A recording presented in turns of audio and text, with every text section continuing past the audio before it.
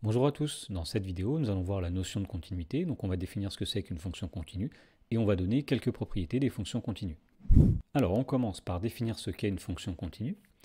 Tout d'abord si on regarde les graphes qui sont à droite, ici nous avons une fonction qui est continue à gauche et une fonction qui n'est pas continue à droite. On voit donc qu'une fonction continue c'est une fonction dont on pourra tracer le graphe sans lever le stylo. Si jamais il y a une cassure, on dira que la fonction n'est pas continue. Alors, il y a une vraie définition mathématique à la continuité, donc c'est celle de la définition. Donc, soit f est une fonction définie sur un intervalle grand I, on dira que f est continue en un point A, donc en un nombre A, si et seulement si, la limite, quand x tend vers A de f de x, c'est f de A. Alors, par exemple, sur le graphe où on a une fonction qui est continue, si on prend un nombre x en abscisse et qu'on fait tendre x vers A, nous voyons que les images f de x vont se rapprocher de f de a. Donc on dira dans ce cas-là que la fonction f est continue en a. A l'inverse, si on prend le cas de la fonction qui n'est pas continue, si on prend un nombre x en abscisse comme ceci, et si on le fait tendre vers a, les images f de x, nous voyons qu'elles vont tendre vers un nombre qui n'est pas f de a. Donc dans ce cas-là, puisque la limite des f de x quand x tend vers a n'est pas f de a, on dira que la fonction n'est pas continue en a. Alors on peut prolonger cette notion de continuité en un point en disant qu'une fonction est continue sur tout un intervalle, si f est continue en tout point A de l'intervalle grand I. Et donc la remarque, c'est celle que j'ai faite tout à l'heure, dire qu'une fonction est continue sur l'intervalle grand I, ça revient à dire qu'on peut tracer son graphe sur cet intervalle sans lever le crayon. Dans l'exemple, on nous donne ci-contre le graphe d'une fonction f qui est définie sur l'intervalle -3, 3, et on nous demande de dire sur quel intervalle cette fonction est continue. Alors, on voit au départ, en -3, que la fonction est continue, puisqu'on peut tracer son graphe ici, sans lever le crayon. Donc, la fonction sera continue de -3 jusqu'à -1. En -1, on voit qu'il y a une cassure. Donc, en -1, il n'y a pas de continuité. La fonction est discontinue en a égale -1. Et puis, à partir de -1, on voit qu'on peut de nouveau tracer le graphe de la fonction sans lever le stylo. Donc, la fonction est continue. Ici, il y a une cassure, mais ça correspond uniquement à un point où la fonction n'est pas dérivable. Mais comme on peut tracer cette partie de la courbe sans lever le stylo, la fonction sera bien continue sur cet endroit. Et donc pour répondre à la question, nous dirons que la fonction f est continue sur l'intervalle -3, -1 exclu, ainsi que sur l'intervalle -1 exclu 3. Dans l'exemple suivant, on nous donne une fonction f qui est définie sur grand R, par morceau. F de x est égal à 3x plus 4 si le nombre x est inférieur ou égal à 0, et f de x est égal à 3x moins 2 au carré si x est strictement positif. Et pour comprendre comment est définie cette fonction, on peut tracer sa représentation graphique. Donc on a dit que si x est inférieur ou égal à 0, l'expression f de x est égale à 3x plus 4. Ici nous voyons effectivement que nous avons une droite, 3x plus 4 c'est une fonction affine, de moins l'infini jusqu'à 0. Ensuite à partir de 0, la fonction f est définie par f de x égale 3x moins 2 au carré, c'est-à-dire que la fonction f devient un trinôme du second degré. Et donc nous voyons ici effectivement cette parabole qui représente la fonction f à partir de x égale 0. Nous allons démontrer maintenant que la fonction f est continue en 0. Donc si on revient à la définition, nous allons démontrer que la limite quand x tend vers 0 de f de x est égale à f de 0. Donc ici ce que nous allons faire, c'est que nous allons d'abord calculer f de 0, et puis nous allons calculer la limite quand x tend vers 0 de f de x. Et là il va falloir faire attention, puisque la fonction f est définie de deux façons différentes selon que x est positif ou négatif. Pour calculer la limite quand x tend vers 0 de f de x, nous allons calculer la limite à gauche de 0 et la limite à droite de 0. Pour calculer f de 0, nous allons regarder laquelle des deux expressions ici correspond pour x égale 0. Nous voyons que c'est la première, puisque quand x est inférieur ou égal à 0, f de x est égal à 3x plus 4. Donc f de 0, c'est 3 fois 0 plus 4, autrement dit, c'est 4. Ensuite, nous allons calculer la limite quand x tend vers 0 par la gauche, c'est-à-dire limite quand x tend vers 0, x plus petit que 0, de f de x. Alors, quand x tend vers 0 par la gauche, f de x, son expression, c'est 3x plus 4. Donc, ce qu'il s'agit de calculer ici, c'est la limite quand x tend vers 0, x étant plus petit que 0, de 3x plus 4. Donc, on sait que cette limite-là va être égale à 3 fois 0 plus 4, c'est-à-dire 4. Et pour finir, nous allons calculer cette fois-ci la limite quand x tend vers 0 par la droite, donc à droite de 0, de f de x. Alors quand x est plus grand que 0, eh bien l'expression f de x, c'est 3x moins 2, le tout au carré. Donc on va calculer la limite quand x tend vers 0, x étant plus grand que 0, de l'expression 3x moins 2 au carré. Alors ici il s'agit d'une composée, mais on peut très rapidement la faire. Quand x tend vers 0, 3x moins 2 va tendre vers moins 2. Et quand une quantité tend vers moins 2, eh bien son carré va tendre vers moins 2 au carré, c'est-à-dire 4. Donc là on peut dire directement que la limite c'est 3 fois 0 moins 2 le tout au carré, c'est-à-dire 4. Et là on constate que f de 0 est égal à 4, que la limite quand x tend vers 0 par la gauche c'est 4, que la limite quand x tend vers 0 par la droite c'est 4. Et donc on peut affirmer que comme la limite à gauche de 0 est égale à la limite à droite de 0, qui est égale à l'image f de 0, eh bien la fonction f est continue en 0. Dans cette deuxième partie du cours, on va étudier la continuité des fonctions usuelles.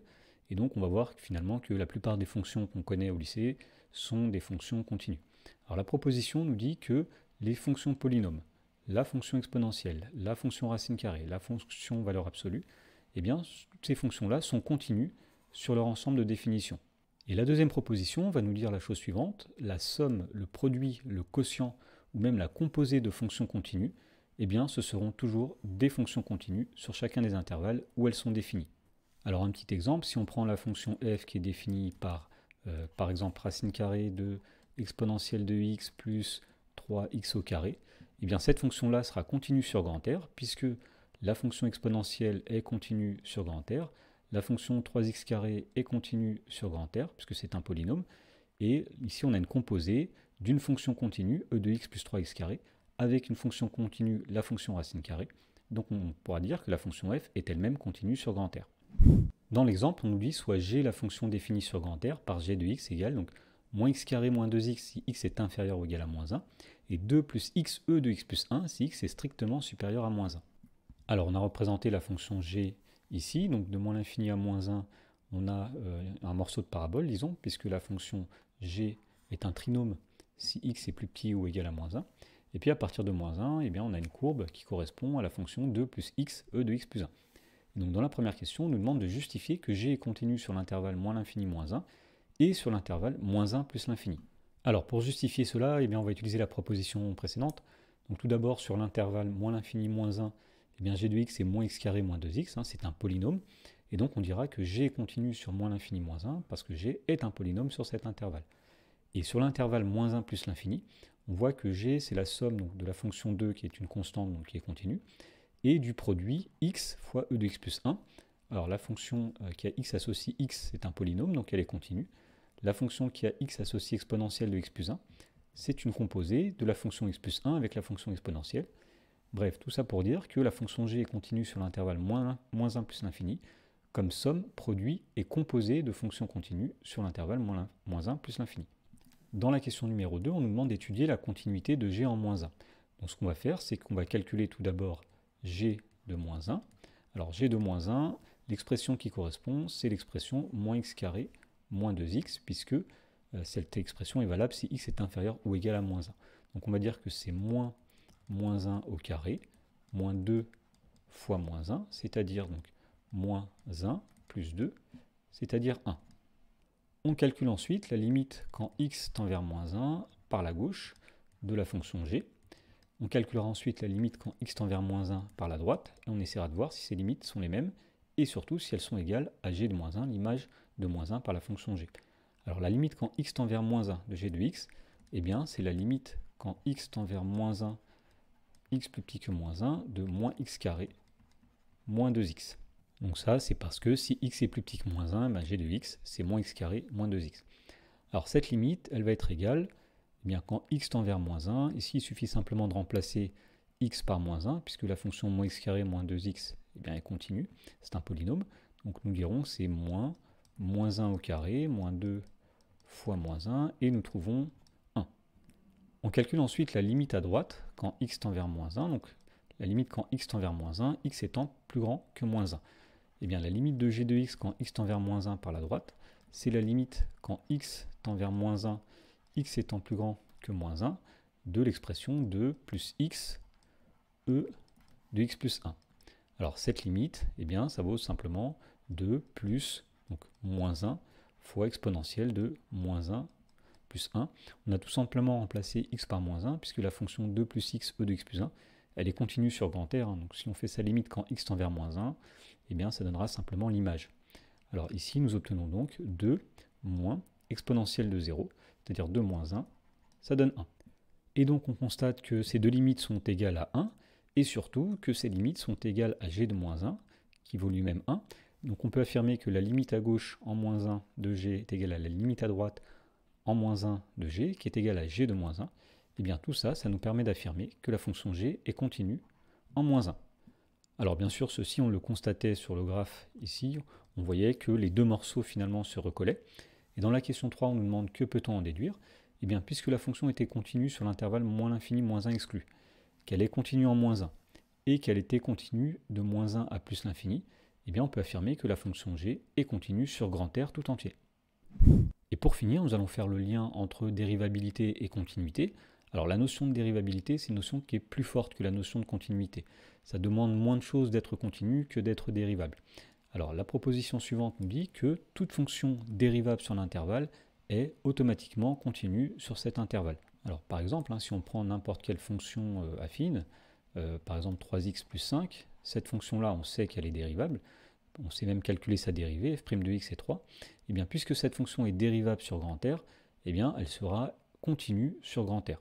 Donc on vient de voir qu'être dérivable entraîne le fait d'être continu, mais attention, un gros attention ici, être continu, ça n'implique pas forcément d'être dérivable, la réciproque est fausse. Une fonction peut être continue en un point A sans pour autant être dérivable en A. Donc c'est le cas de la fonction racine carrée qui est continue en 0, mais qui n'est pas dérivable en 0. Si on trace le graphe de la fonction racine carrée, il fait quelque chose comme ceci. Et on voit qu'en 0, il y a une tangente, mais qui est verticale. Donc le nombre dérivé, si vous voulez, est infini, il n'existe pas, disons. Autre exemple possible d'ailleurs de fonction qui est continue, mais qui n'est pas dérivable, la fonction valeur absolue, qui fait quelque chose comme ceci. On voit qu'elle est continue en 0, puisqu'on peut tracer le graphe sans lever le stylo, tout le temps d'ailleurs. Par contre, elle n'est pas dérivable en 0, puisqu'il n'y a pas de tangente ici, comment on ferait pour tracer sa tangente. Donc vraiment à retenir, la réciproque est fausse, c'est pas parce qu'on est continu qu'on est automatiquement dérivable. Dans l'exemple, on nous demande de justifier que la fonction exponentielle est continue sur grand R. Eh bien, tout simplement, on va dire que la fonction exponentielle est dérivable sur grand R, puisque même par définition, elle est égale à sa propre dérivée. Donc puisque la fonction exponentielle est dérivable sur grand R, alors elle est automatiquement continue sur grand R.